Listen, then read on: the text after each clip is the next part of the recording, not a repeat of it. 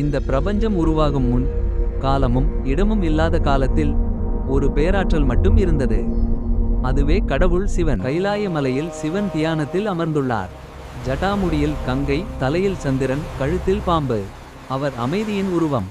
அதர்மம் உலகத்தை ஆட்கொண்டபோது தேவர்கள் சிவனை வேண்டினர்.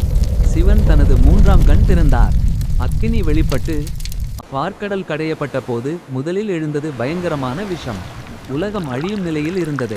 உலகை காப்பாற்ற சிவன் அந்த விஷத்தை குடித்தார். பார்வதி அதை அவரது கழுத்தில் தடுத்து நிறுத்தினார். அதனால் சிவனின் கழுத்து நீளமாகியது. அன்றிலிருந்து அவர் நீலகண்டன் ஆனார். சிவன் நடராஜராக தாண்டவம் ஆடுகிறார்.